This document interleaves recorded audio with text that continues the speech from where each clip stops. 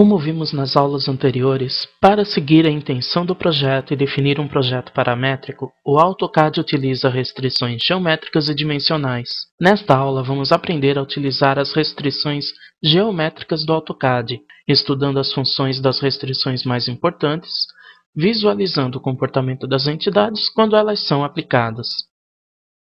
Todas as ferramentas para o desenvolvimento de um projeto paramétrico estão localizadas na aba Parametric, na área de trabalho do AutoCAD. Vou acessar então aqui a aba Parametric e eu posso visualizar aqui o painel Geometric, onde estão todas as ferramentas de restrições geométricas.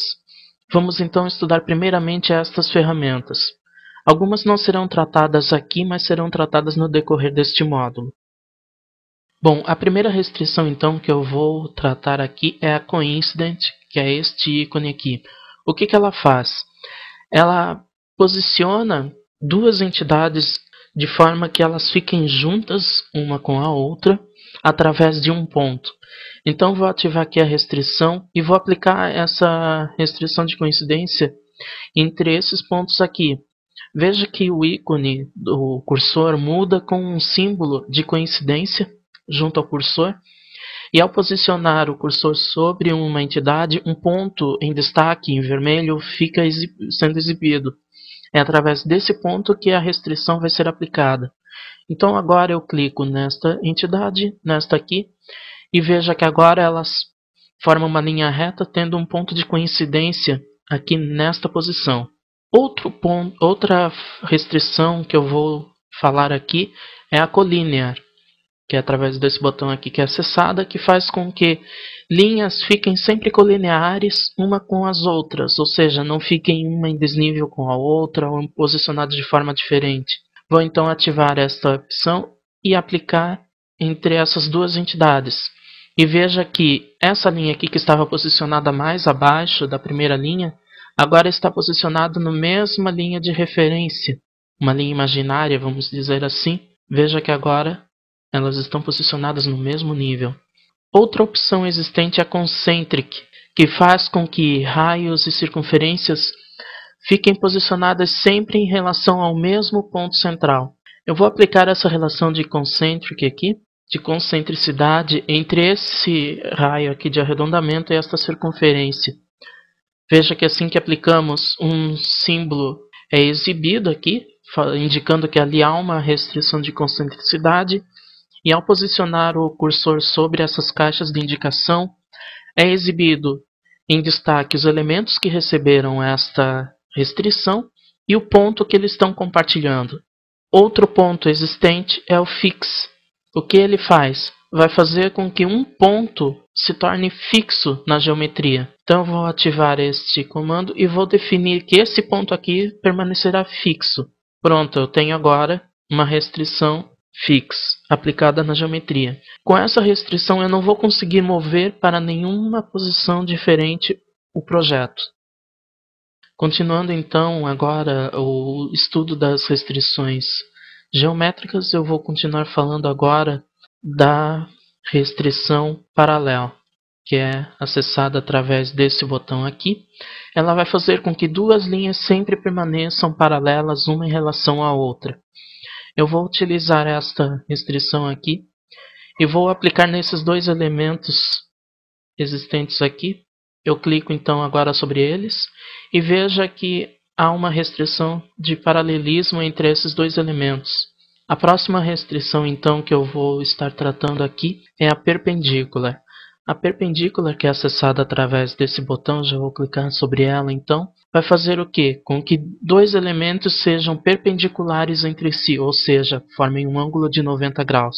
Então eu vou selecionar essa entidade aqui, esta linha, e esta linha aqui, e veja que agora elas formam um ângulo de 90 graus entre si, mesmo elas estando ou não conectadas uma com a outra. Para visualizar melhor que há um ângulo de 90 graus entre elas, eu vou utilizar uma relação de coincidência aqui para juntar dois pontos.